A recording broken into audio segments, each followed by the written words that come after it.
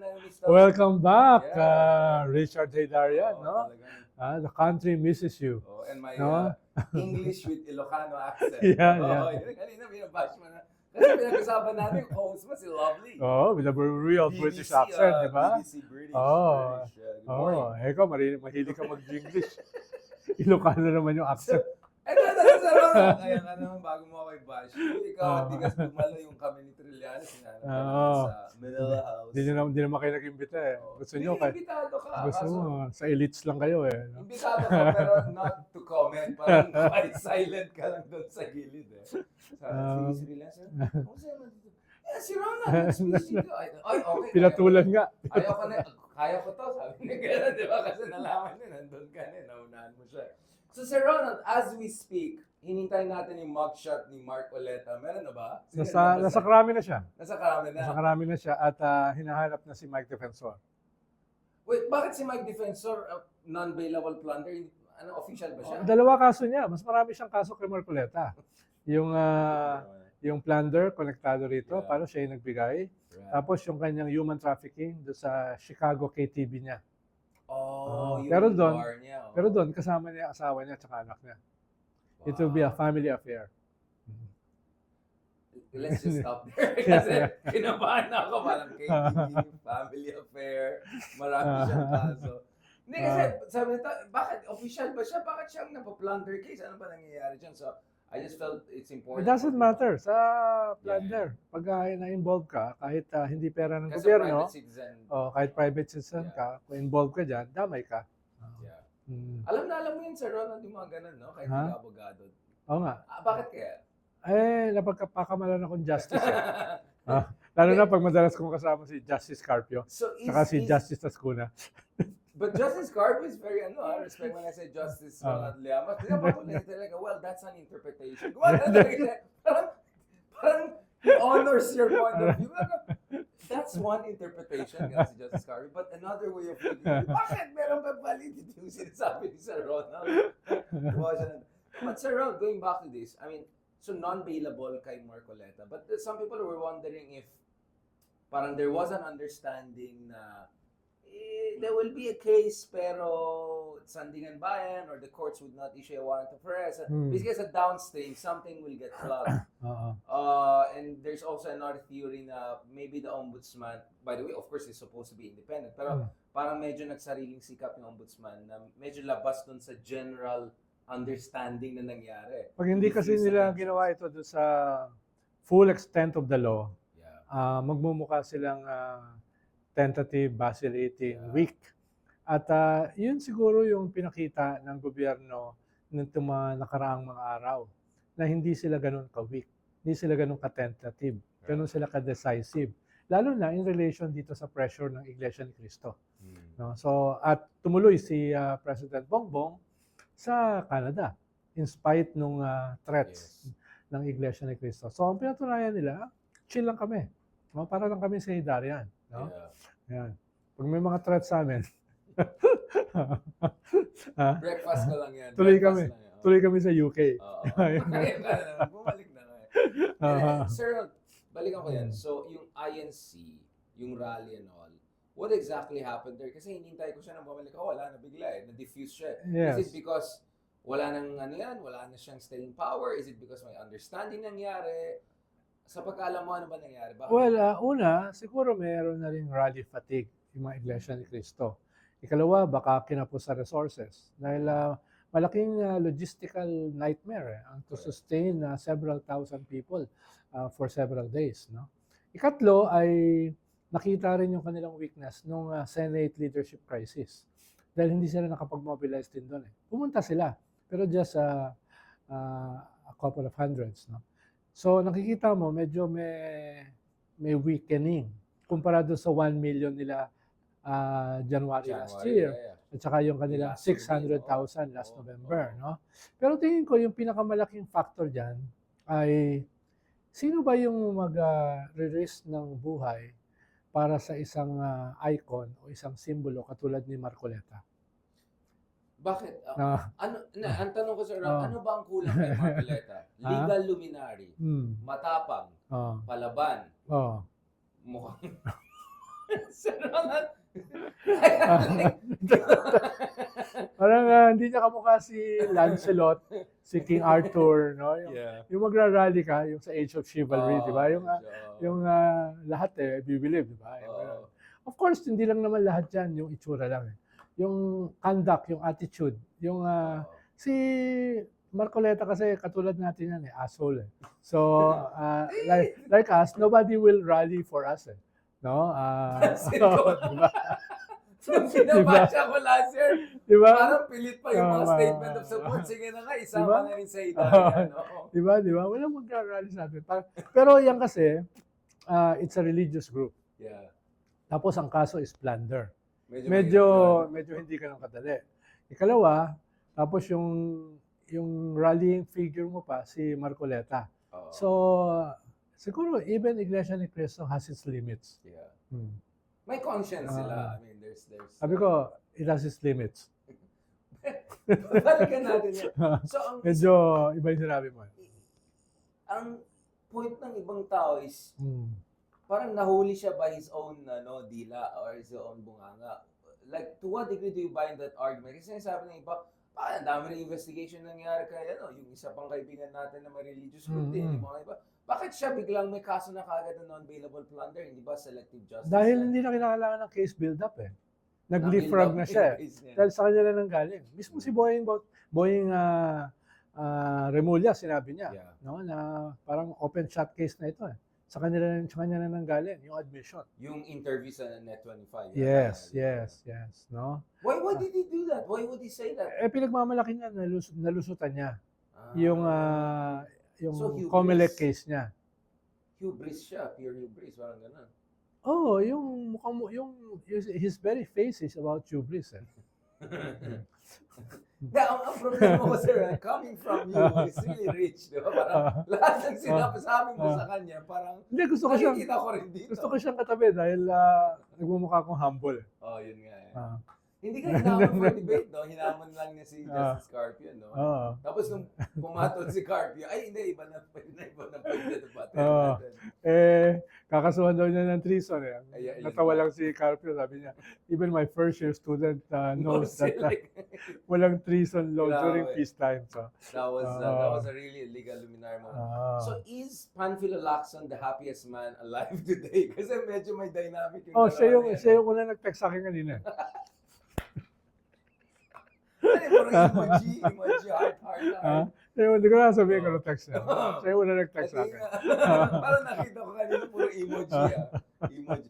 Hindi kasi titignan ko may mugshot na darating sa phone mo. Tapos sabi ko may emoji. So, he must be a very happy person. Hindi, lahat ngayon naghihintay ng mugshot Dahil pinag-usapan namin ni Crystal na bawal yun dapat yung natural face mo yung nandoon. Ayan ka na naman, Sir Ronald. That's exactly what I was trying to avoid. Hindi, yung legal opinion yun Walang kwan Now you have to go in organic. No, it's not about aesthetics. It's about organic reality. Dahil pag mugshot kasi, dapat yung talagang tulay mo mukha. No? Wait, so kung pinagawa mo yung kilay mo, patanggalin mo ba yun, Sir Ronald? Kunyari, pinagawa mo yung kilay mo, tapos kasi may kilay na pwede rin mamagshot. So tanggalin niya, paano ba yun, hindi na. Kasi dikit na. Kung fake yung kilay mo, yun tatanggalin mo. Pero kung dikit na okay, that's an interesting. Tapos kung yung buhok mo nakadikit na, ang hirap na tanggalin nun. Para kayo ini-sculpt nun, di ba? Scotch tape. Bago tayo kasuhan, yan ang problema talaga. Parang nakalimutan na ng mga tao yung kaso at yung mga issue. Naalala nila yung mugshot. But that's gonna be in the books, di ba? Talaga siguro next time nandito tayo, lagyan natin lahat ng mugshot ng mga kaibigan natin dito, di ba? So, does this show na may limitasyon din? Kasi kanina sabi mo, kahit yung ganitong grupo may limitasyon pagdating sa sinong kaya nilang depensa at kaya galing sa kanila yan. Pero nakita din ba natin yung limitasyon mismo ng puwersa ng grupo na yan? Kasi matagal na natin silang pinag-usapan as a kingmaker or even more than that. Actually, that's what I was referring to. Yeah. Yung base nila, baka pagod na rin. Talaga. Yung base nila, baka ay hindi nakatanggap-tanggap itong mga nangyayari na ito. No? religiously ay nandun pa rin sila sa grupo nila, pero politically baka dahil kahit yung kanilang mga kabataan, kanyan nasa social media yan eh. Nakikita Oo, nila lahat na nagalit nangyayari. na lahat ng tao. At nakita nila doon sa Senate crisis, karamihan ng tao galit kay Marcoleta at saka kay Alan Peter and their cabal. Yeah. So, hindi mo naman pwedeng i-isolate yung members mo, especially your young members, Kasi embedded sa din sila social society. media. Yeah. So, kung galit yung social media, kasama sila. No? Kasama sila. So, tingin ko may epekto yan. So sa tingin mo, sir, Although wala akong scientific pero basis. yun nga, wala tayong data, pero ang base sa nakita mo, yung basta scanning na lang, yung lang. Yes. Parang walang masyadong kabataan, is that what you're saying? Walang Yes. masyadong Gen Z. Nakausap ko some of their okay. youth leaders. Correct. Kaya, hindi ko na sabihin. No, of course, sino sila. Pero ano yung mga sentimento na shinare nila sa'yo, Sir Ronald? Hindi, politically, iba yung kanilang mga... Talagang iba yung pananaw nila. Lalo na, sabi ko nga kanina, ay present sila sa social media. Nakikita nila yung mga evidence. Nakikita nila yung conduct ng mga sinusuportahan nilang mga Duterte. Correct. Nakikita nila yung nangyari dun sa Senate crisis at yung pagiging online seller ni Ambassador of Jesus Christ, Alan Peter. So, tingin ko, pati sila galit. Galit eh. No? Almost 90% galit eh. Doon sa nangyayari. Na feeling nila parang binababoy nila yung institution. Yes, binawasak yung institusyon. Tapos yung antics nila, parang open season eh. No? Kitang-kita yung kanilang mga drama queens nila. Kitang-kita yung kanilang mga fake na arguments, fake na mga conduct, no? So, yung theatrics, kumbaga. Parang yes, becoming yan for a senator. they're not good actors. Correct. No? So, yan ay nakikita for all the country to see sa social media. Kaya, hindi ka na ganun kadali eh. But I wanna ask about this, Sir Ron, kasi alam ko yung panahon na nasa poder kayo, yung panahon ni President Aquino, may konting argument with the Catholic Church on the RH bill issue. At ang naging usong debate nung time na yan was yung konsepto ng separation of church and state. Diba? Dahil sa ating saligang batas, basically exempted from taxes yung mga institution kasi basically outside sila ng secular realm. So nung time na biglang, bakit nakikialam naman sila sa secular realm pagdating sa public policy, which is yung issue ng reproductive health. So nung pala naging issue na yan. But in fairness naman, I think last time I checked, the Catholic Church, wala naman silang block voting. Pag pumunta ako sa mass, wala akong nakikitang listahan, ito ang bubotohin yun. Sa pagkaalam ko, hindi naman nag-advocate na sinong appointed ganito, appointed dyan. Hindi ko nakita na nagpe-people power ang Catholic Church para protektahan ng isang akusado ng tao. So malaki ang difference. Malaki ang difference. Exactly. No? Never ako nagkaroon ng experience na nag-negotiate sila ng posisyon. Ang Catholic Church. Ang Catholic Church. Never din sila went naging unhinged, no, para sa kanilang mga posisyon. Medyo mas intellectual yung discussion diyan, no? At mas ang pressure nila hindi sa presidente. Mas ang pressure nila doon sa kanilang mga local parishes, no? At yung mga kumakausap doon sa mga congressmen. Pero ang alam ko naman, wala pa akong nakita na talagang bardagulan type na hindi ka namin susuportahan, no? Babanatan ka namin kung hindi ka pumosisyon ng ganito. Never ko pa nakita yun. I remember during isang mass in 2013, ganun. Openly nila-mention si Rizal Tiveros. And to be honest, I felt very uncomfortable. Umalis ako. Yes. I saw people getting out. Yes, totoo yun. Dahil, so, moment ang Catholic Church nun. No, the Catholic Church, like the government, is factionalized. Meron diyang mga ibang mga mas conservative at mas open sa kanilang mga views. Merong mga progressive na mismo ang gobyerno tinatawag silang communist, di ba? Tinatawag silang leftist, di ba? At meron kang mga left at saka right of center. It's an institution which has survived for more than 2,000 years, no? At yung Catholic Church ay nakita rin natin yung ups and downs niya. Correct. At dala-dala pa rin yan yung ganong klaseng mga tensions at saka impulses. No? Sa Pilipinas lang meron kang mga talagang overtly nag-endorse katulad ni Cardinal Sin, no? Tapos meron kang mga ayaw ng ganyan.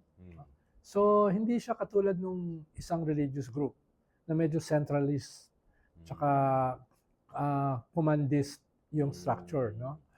Actually nangyari yan nung 2015, noong panahon ni Pinoy, nung nag-rally rin sila at sinarahan nilang EDSA Yeah. for 2 days, dyan sa EDSA Yung show. investigahan ni Oo, Secretary EDSA show. de Lima back in the day. as just Yes, secretary. yes. Oo. No? Para nakikialam daw sa kanilang internal dynamics. Pero nung second night, kinausap na sila na hindi na pwede yan. Now, you have to disperse or the state will move to disperse you. Dahil you're causing major disruption dun sa main thoroughfare Right. ng National Capital Region. Kaya, nung pinaabot sa kanila yon, nag-disperse sila kinabukasan. But you have to show strength. No, you have to show strength. Pag nakaramdam sila ng weakness, talagang susunggabang ka ng mga yan. Yeah. Oo. Dahil ito, even if it is a religious group, they fully understand the limits and possibilities of politics Yeah. and political pressure. Savvy sila. Yeah. Very savvy sila Yes. reading the TV. Yes, sabi nga ng iba, very cynical. Well, going back to this, posible rin ba na nakita natin yung limitasyon nila in terms of openly advocating for someone at the national level, pero pagdating sa local level, still they'll remain as a decisive factor dun sa, kasi sa mga barangay fights, it's a matter of few thousand votes eh. There they could Yes. be the decisive factor. Yes, sa mga lugar na highly contested at thin yung margin Yeah. ng labanan. Pero halimbawa, last midterm election, bakit nung tinatakot nila yung mga congressman not to vote for the impeachment of Sara, bumoto pa rin yung overwhelming majority ng Dumami congressman. pa this round. Yeah, tapos dumami pa ngayon. Bakit? Dahil more than 80% ng mga distrito walang kalaban eh. Yan naman ay konektado naman dun sa mga iba nating mga problema. Political dynasties, no, warlordism, etc. But the fact remains na maraming mga district hindi kinakailangan sila. Yeah. No? Kahit i-package nila na kailangan sila. At syempre, mga politiko na also have their ear on the ground, alam din nila yung balance of forces on the local. Hindi sila i-antagonize, hindi sila aawayin, pero alam din nila na sa ganitong karaming distrito, hindi sila ganun kakailangan, unlike in the past. Correct. So there is going to be an effect in terms of yung kanilang perception of their power. At the very Yes, least. hopefully, ito kasi yung labanan between modernity and pre-modernity. These are pre-modern elements na yung separation of church and state hindi nila tanggap. Na yung ating modern form hindi nila gagawin yan substantially. So in a way, struggle ito from different vantage point, dynasties, mga religious groups, no? Yung mga warlords na yan. Yeah. They coexist with the modern system. They package themselves as modern. They cloak themselves with modernity. Pero deep within, ay kwan yan. Performative modernity siya, hindi siya substantive modernity. Yes. Last one, before tayo punta sa next episode, kasi pag-usapan natin ng masinsinan yung itong trial ni Sara Duterte, magsisimula na this week, more than 90 days, I think. Yes. Tignan natin dito at the very least, although may mga nagsabi na baka abot ito ng Christmas and beyond. But before we go there, Sir Ronald, let me just close this episode. Saan tayo dun sa mga ibang inakyusa? Kasi may pinag-usapan tayong kilay kanina, may pinag-usapan tayong ibang religious groups. Meron din potentially mga ibang membro ng DDS 10, ilan ng DDS 9 na lang ngayon, di ba? Na pwede rin kaso. Baka lesser pa. Kasi di ba yung nangyari kay Bato, Yeah. hanggang ngayon, I mean, look, what the heck happened there, di ba? Yes. Nawawin sila sa isang fugitive. So, Yes. are we expecting more on this? Dahil nga, palapit na yung SONA ni Pangulong Marcos Jr., are we expecting the President to have a longer list of achievements on this front in terms of accountability or ending impunity? Well, yes and no. Dahil you have less than 3 weeks? 3 weeks before? Practically 2 weeks before the next SONA. Yeah. Ito yung first SONA after nung kanyang Mahiya Ka Naman SONA. Yeah. That defining SONA na sinimulan lahat ito. No? So, kailangan may mapakita siya na output, yung big fish. Halimbawa, yung nilabas niya na 15 biggest contractors na involved sa anomalies. Ang nakukulong pa lang ay 0.5. Kalahati nung diskaya. So, meron ka pang 14.5 na nakalaya at patuloy na yung mayaman. Patuloy na may mga projects. So, anong gagawin na ron? No? Siya naglabas nun eh. Tapos sabi, may 67 congressmen na involved dito sa mga anomalous transactions na ito, ghost projects. Ni isa, wala pa eh. Are we So, expecting oo. yung mga last minute 11th hour and how important it is kung Yeah, dahil in a world of performative politics, he has to show performance. Diba? But the ombudsman Oo. is supposed to be independent, right? Saan kuweba ka ba nakatira? sa itong kuweba, malitan pa naman natin sa Ronald. No, but in fairness, Marcoleta, Jinggoy, Bong Revilla, who was actually even with the admin during the Senate. Yeah. Well, I don't know about Pero Curly. halimbawa, the first secretary na makasuhan, si Bonoan, gagawing state witness. Is that So, final? more or less, ombudsman na mismo nagsabi. Pero siya kasi yung first high-ranking executive na nakasuhan at nakulong. Tapos gagawin pang state witness. Kung hindi maganda handling nila dyan, baka sumabog sa mukha nila yan. Dahil ang debate dyan, is he a principal or not? No? Yung ikakanta ba niya, mas mababa sa kanya? No? So maraming mga usapin pa dyan. Pero, yan sana, si Bonoan sana yung pwede mong gamitin na hindi ka selective. Mismo yung mga tao mo, mismo yung galing sa executive, handa kang kasuhan at ipakulong. Ngayon, nawala pa. So, sino ipapalit kay Bonoan? No? So, what about the former DPW secretary who is now in the Senate? At sabi niya, point to point, 45 minutes kaya at yun yung huling Facebook post niya ever na nakita ko. What about yung mga yan? Na nasa DDS site pa rin? Yes, pero for now, ang mga kaso niya is corporate. Serious corporate crimes, no? Insider training, market manipulation, etc. Pero bailable, no? So, hindi siya masyadong ganun katakot. Dahil pwedeng tumagal yan until the next government. No? I-dribble mo pa yan. Oo. Pero, ayun nga, very defining ito para sa presidente. No? This is no ordinary SONA. This is practically the second to the last SONA before the end of his term. At ito yung first SONA after nung kanyang mahiya ka naman SONA. Tapos, in spite ng naging upper middle income country, ang laki ng mga problema natin sa economy.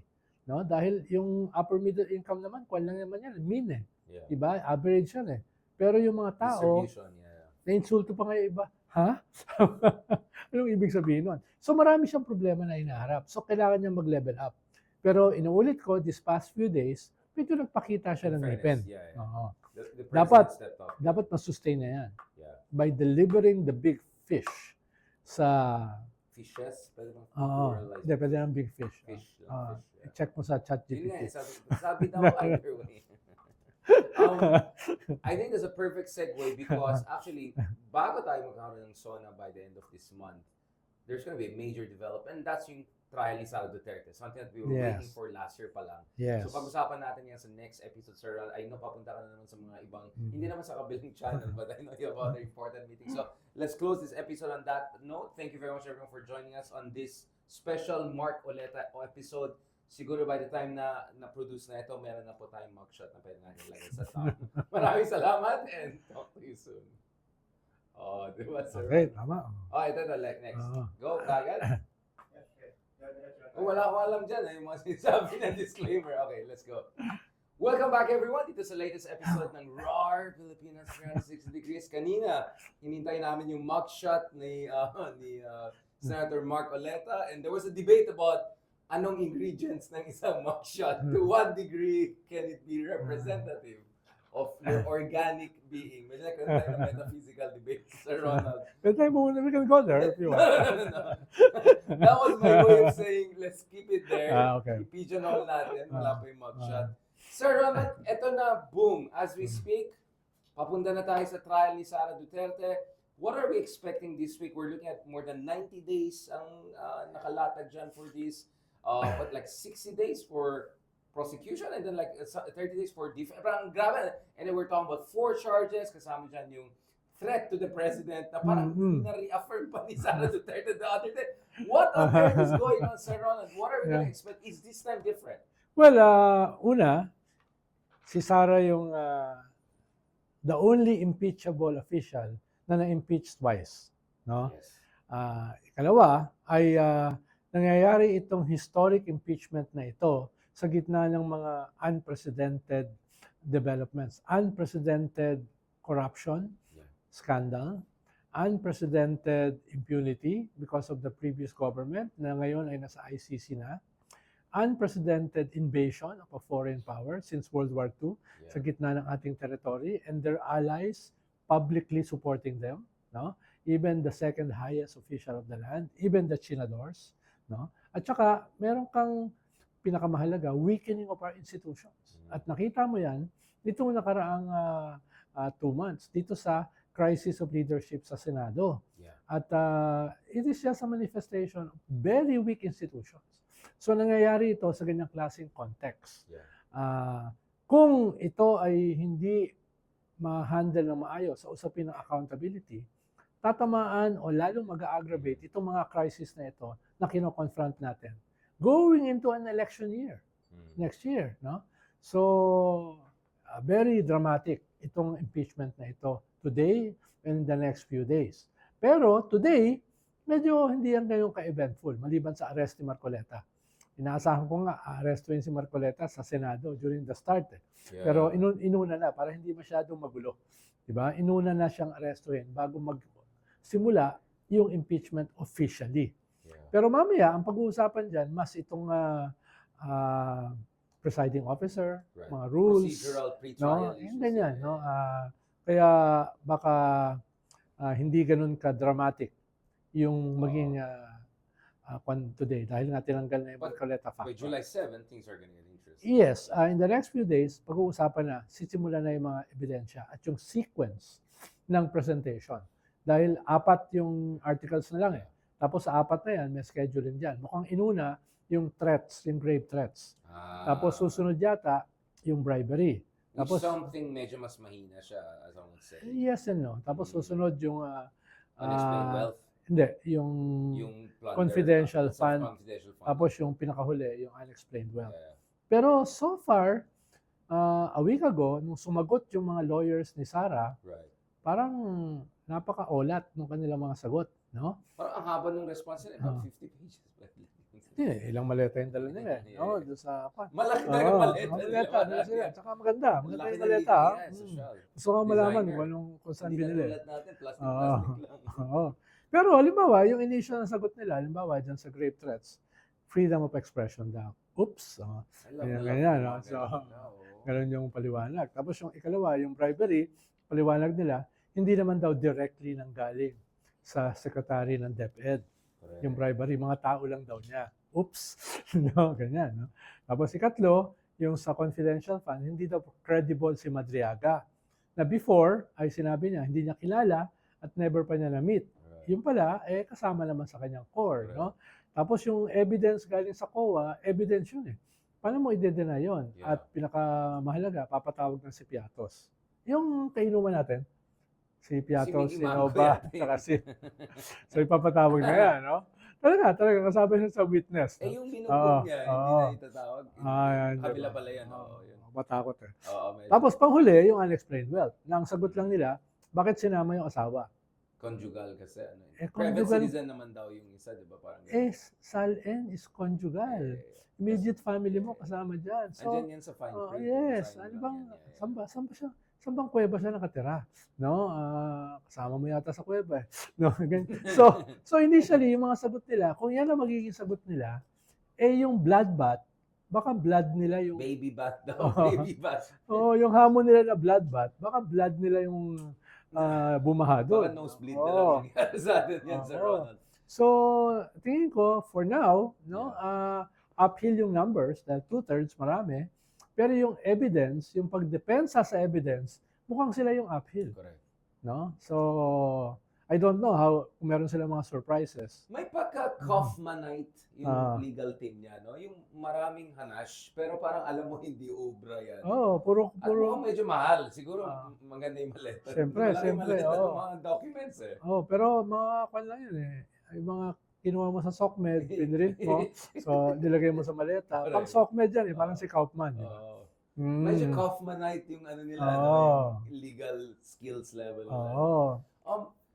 Going back to this, Sir, basically the conventional wisdom is, I'm sure we are very unconventional, but the conventional wisdom is malabo na magkaroon ng enough numbers, whether 16 or even 15, if you can argue that, depending on how you interpret yung numbers now. Pero politically, she'll be so exposed that it will be decisive. Why not let's challenge both pillars of this conventional wisdom? Like, una-una, isn't it possible na actually at some point, it becomes against the self-interest of self-interested senator to stand by here? Kanina lang pinag-usapan natin, even with Mark Coleta, yung sarili niyang medyo parang bahala ka na dyan. Yes. Isn't it possible the same thing happens to Very, Sara? very possible. Dahil hindi naman talaga to isang tunay na korte. Yeah. Meron siyang judicial function, nature, pero it's also a political process primarily. Dahil yung mga judges mo, hindi naman talaga mga abogado. Yung mga judges mo ay mga politicians. No? At this point, 3 lang yung abogado eh. Yeah. Si Alan Peter, si Cheese, at saka si Kiko. And the presiding judge is actually not a lawyer. Yes. Sherwin, yeah. Yes. So, ang calculation dito will be primarily political. No? Yes, the evidence will have an effect. Pero the evidence, yung impact niyan, nasa population eh. Nandun sa popular consciousness. Yung yung evidence ba ay makukuha yung outrage ng mga tao against the accused or for the accused. Doon susukatin ng mga senator judges yung kanilang boto based on that political calculation. Because bottom line, they are still politicians. At yung iba sa kanila are re-electionists.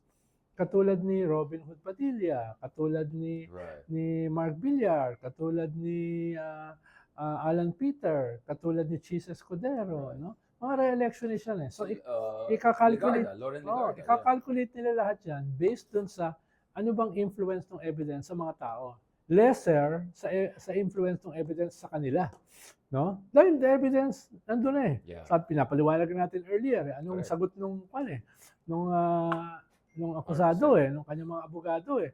Kaya minsan nakakatawa pag merong nagpapaliwanag na abogado na senator judge na we will look at the evidence, no, we will be unbiased, we will be ano ba sasabihin mo maging biased kami? Hindi wala kami pakisa. Ikaw naman, Sir Ronald, sa anong kuweba ka nakatira? Siyempre, nasasabihin hindi, oo lang. Pero yung i-belabor mo, ikikis-kis mo, parang, parang yung iba, baka matawa lang. No? Ito, Sir Ronald, tanong, parang kinakabahan ako sa tanong nito eh.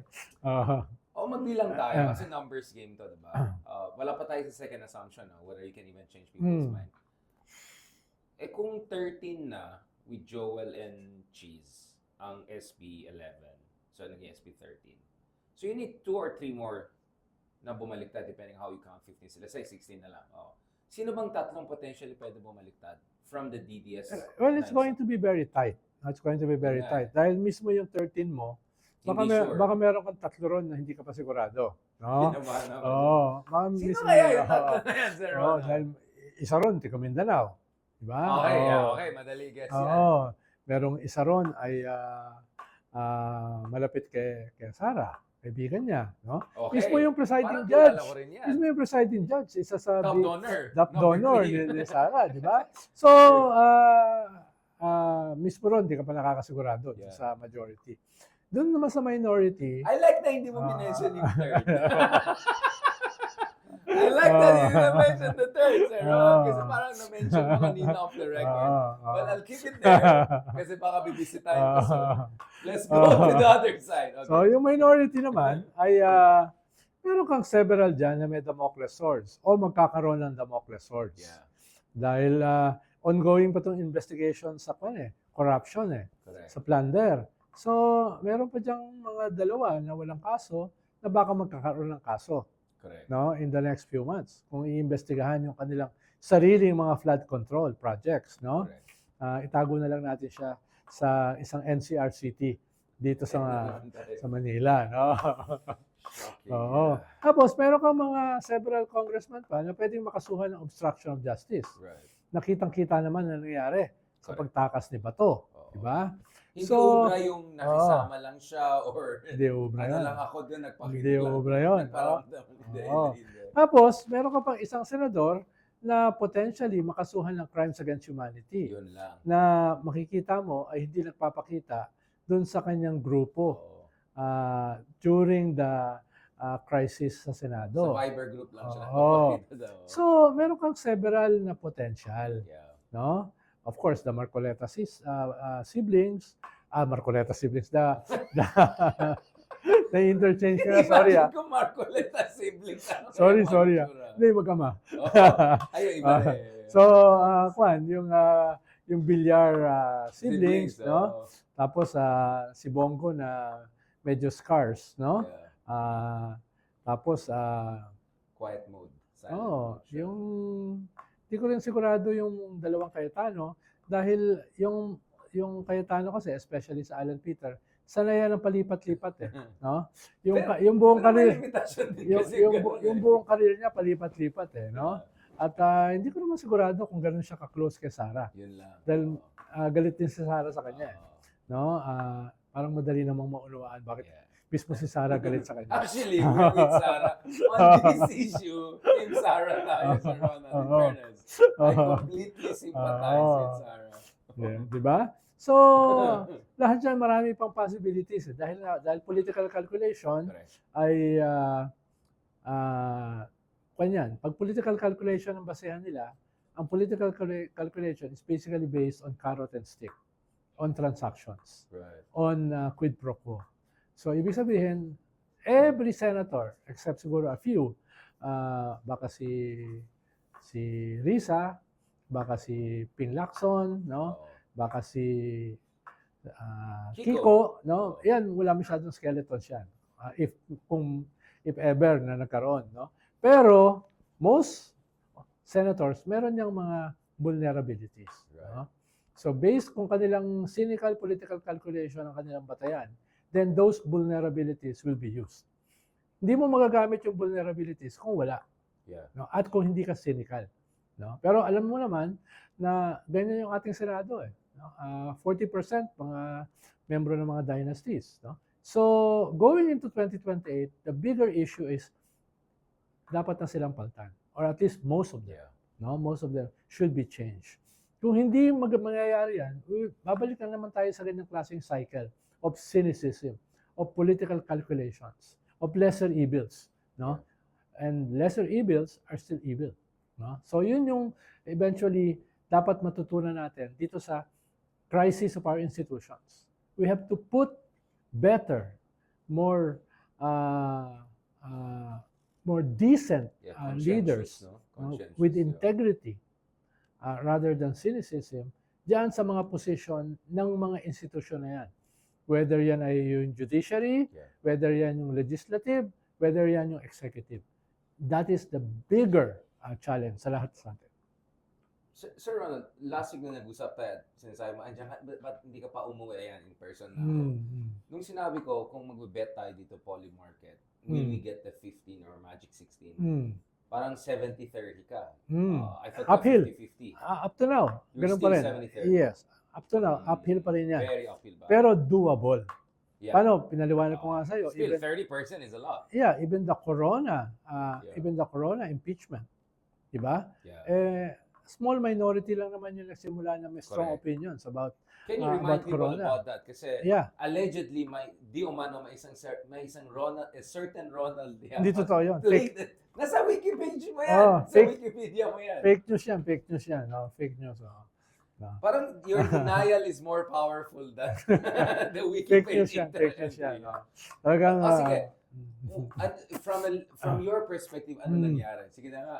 Well, nakita ng mga senator judges yung evidence, nakita ng senator judges yung paano pag impeachment kasi bawat kanto boy nanonood eh. Correct. Bawat Pilipino may legal Parang Manny Pacquiao fight. lahat abogado. Correct. 'Di ba? So nanonood diyan. So nakikita nila nahihirapan yung defense na ipaliwanag yung unexplained wealth Correct. ni Chief Justice Corona, no? Maiksi lang yan eh. Kakunti lang naman ebidensya diyan eh, no? Meron kang $2 million na hindi mo dineklara, hindi naman petty cash yun. Yung mga ganun ba? $2 million? Yeah. Na pinabuksan ng AMLAC, eventually hinabol ng Supreme Court para sabihin na hindi yan kasama sa ililift yung bank secrecy laws, no? Pero tapos na, nailabas na eh. So, tapos, ayun nga, eventually yung small minority na medyo may strong opinions do sa guilt ni Corona, naging 20.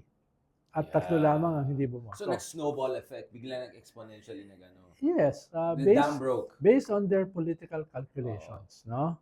Nasa pinapaliwanag ko nga earlier Yeah. on what does it entail, no? Kasi nga, people usually mention yung kay Erap case, di ba, ng mga ibang senador.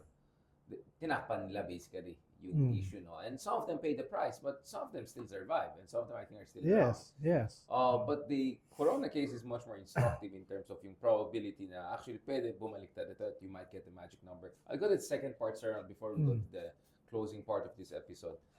The second part is, kailangan lang makita ng tao yung ebidensya. Magpapalit isip ng tao. I kind of have doubts about that, Sir Ronald, kasi ganito. Rewind muna tayo. How much more should people see? Ilang beses natin nakita si Sara Duterte, whether it's her deafening silence on West Philippine Sea, Yes. whether it's her mangled Mandarin, I don't know, peroration to the PLA, whether it's her threat to the president, which she seemingly reiterated the other day, whether all the Miggy Mango and Piatos and everything na exposed last year, parang ang tanong ko naman is, ano pa bang hinintay ng ibang mga kaibigan natin bago sila magdalawang isip? Kasi kung if there's a so-called soft DDS, yung hardcore, wala na yan. Pero yung soft DDS, hindi kaya by this time they should have seen enough? Ano pa bang hinintay nila? What else should they see? Andyan na lahat. Baka not enough pa. At this point kasi, sabi ko nga, pag impeachment, lahat nakatitig. No? Talagang tinitilad-tilad yung mga napapanood nila. Lahat ay abogado. Diba? Kaya nga, pagalingan din yan ng performance, diba? Ng mga abogado. Well, that could work also in favor of Sara. What if they will abogado for Sara? Lalo sila mobilize, marally around the flag sila. Yes, pero kahit pa paano, gagamitin mo yung evidence. Yeah. No? Gagamitin mo yung evidence para mag-perform. No? For now, wala akong nakikita anong gagamitin nila to perform well. At saka, in the balance sa mga abogado, mukhang yung lahat na magagaling nandun sa prosecution. No? From Lorna Capulan to Teddy Te, no, etc. These are tested professionals. No? Hindi yan, tapos marami sa kanila, hindi lang hanap buhay. Ito ay mga advocates, no? Advocates to mga to. Kaya in the balance, mukhang medyo lamang yung prosecution. Objectively, objectively, legal skills lang. Yes. Pero yung mahalaga rin ay kahit hindi halimbawa makonvict. Paano? Nandun naman yung possibility. Pero kung yung evidence is damning, then 2028 may be greatly influenced by the impeachment. No? Yeah, but how baka ang fear ko dito, we're just fighting over margins na lang. Kasi Sara Duterte still has 30+% to 40%. Still, after everything. This makes you wonder what's going on. And then yung ibang head-to-head, nagsi-60 pa nga siya. Yes, pero ang mahalaga kasi ay nagpa-plateau ba siya? Nagsisimula ba siyang bumaba by increments? Siya pa lang naman nagpakilalang kandidato wala pang iba Yung mga nagsabi ng no, halos kapantay na niya, no? The Tulfos, the Lenny, no? Ibig sabihin hindi ganun kalayo at lahat ito nagsabi hindi sila tatakbo. Siya yung nagsabing tatakbo, dumidikit sa kanya yung nagsabing hindi tatakbo, no? Tapos lalabas pa itong ganitong klaseng very defining trial, no? Lalabas pa yung mga detalye. Halimbawa, yung mga sinasabi kasi dati ni Trillanes, hindi admissible pa in court. Pero ngayon, admissible na yan. Kanino nanggaling yung millions? No? Drug lords, pogo lords. Ayun, magkakaroon ng kanya, ng tuldok. Na hindi lang ito propaganda. Ito ay talagang isang may resibo. No? May resibo. Ibang usapin pa yung grave threats. Yun, nakalantad na. Bribery, hindi masyadong kabisado. Yung confidential fund, medyo lumabas na. Pero itong unexplained wealth, no? Lalo na sa isang bansa na 52% ang tingin sa sarili self-rated poor, no? Tingin ko yun yung mas smoking gun dito. Yung evidence na yan. Na dating sila sabi ni Trillanes, pero iniisip ng iba ay wala namang resibo. Ito may resibo. May resibo yan, no? Bakit nagpaplano sila ng Plan B, yung mga Duterte? Bakit pina-float si Baste at saka si Bongo as Plan B? Ibig sabihin, mismo sila nakakaramdam ng kanilang mortality dito sa usapin ng impeachment. No? Pero, katulad nga ng pinag-usapan natin, open-ended pa yan. Marami pang pwedeng mangyari. No? It's how you play your cards well. It's how you play your cards well eh. Yun ang okay sa ating mga ganitong mga mimeron-meron. Dahil sabi nga nila, we don't have our skin in the game. May skin in the game tayo. Yan ang problema eh. Kaya nga sabi ko, do we have a plan B kung pumalpak itong impeachment na to? Honestly, Sir Ronald, should we have a plan B if ever? Ako? Ikaw? Hindi, ikaw nga nawala. Hindi ko Ako? meron kang plan B parati. Ako Ako? wala. Eh, ikaw naman, natural naman sa'yo lumalabas eh. Ayun, lumalabas na with the promise of return. Eto, let's close it on this, Sir Ronald. Where are we in terms of yung dynamics within the progressive pink camp at saka yung mga counter-coalition? Because basically the debate now is about two versions of an anti-Duterte coalition. One version is, at least our good friend Sonny Trillian is saying, maybe the admin can work with someone like Risa. Both of them are strongly against Duterte. They may not be on the same page on everything. That could work. The other version would be, I can imagine Bam or Lenny would make this argument. No. We don't want to be with admin for reasons that you know, but the softy-days will also like us kasi hindi naman tayo masyadong anti-Duterte in the way Risa is, for instance. So we can actually build a coalition from the center. And shout out dun sa favorite friend ko na si Cliff Arguelles. They have a new study now, Journal of Southeast Asia Current Affairs, which shows that actually Siya ba yung 51.6%. Siya ba yung the good WR numero? Siya, yeah. Siya ba yun? By the way, there will be some updates on that. So, talagang yan, nakahabol mo yan. So actually, ang argument yan, that's why I was going about, baka no matter how much evidence you show, hindi pa rin magpalit isip yung iba. Regional talagang basis talagang social privileges natin. It's not class as much as people thought. It's not age. It's really regional. So parts of Mindanao and parts of Visayas, mukhang they'll stick with the Dutertes to the end of the year. So how do you see this going? Like which coalition could work more, and how much yung Sara trial will affect also the debate among yung Well, una depende yan sa resulta ng impeachment. Ano kung ma-impeach si Sara, maraming tatakbo. Kasi bukas na yung field. It's an Kung open hindi season. siya ma-impeach, no? Kahit yung mga hindi ganun katalino, will agree na isa lang ang dapat na kandidato against her. So everybody will unite in around one candidate. Everyone, no? So kaya mahalaga itong Will impeachment. Raffy Tulfo unite Yeah. around that candidate? Yeah. Interesting. Yeah. So ikalawa, yung isang tanong mo, it's about the demographics eh. Tingin ko Central Visayas will be a battleground. Yeah. No? Dahil kung malakas ang anti-Sara sa Luzon at NCR, pero may foothold sila, tapos solid nila Mindanao, then Central Visayas is the battleground. Sila, yeah. Tapos in terms of sectors, it will be the youth yung magiging battleground. No? Sino yung kwan dyan? Gen Zelina.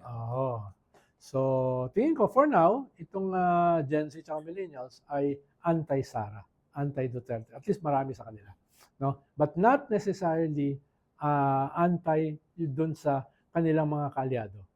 No? Like Bongo, etc. So, pero, kay Sara, tingin ko mas malinaw itong pala ito. So, yan yung mga battlegrounds. The youth and Central Visayas. Pero again, everything will depend on ano mangyayari sa impeachment. And okay lang, we'll wait until when? Kasi the big debate is, Hindi, tingin ko baka yung we'll make the mistake before. impeachment will end this year. And then magkakaroon ng decision And mga na decision ng mga tatakbo will also happen later this year. So lahat runway. magsasalubong yan. Okay. So October, November, probably we have an idea already. Yes. Okay, I'll hold you to that, Sir Ronald. Yes. Thank you very much for this discussion at sa mga 4,000-5,000 tao na hindi ko alam kung sila may paki sa sinasabi natin. Apparently, people are watching. I had no idea may paki pala sila sa pinagsasabi natin. Thank you very much, Sir Ronald. Habang inintay natin yung mga mugshot coming in live at I'm sure yung mugshot may different version na lalabas. Thank you so much, Sir Ronald. Sige, again, welcome back.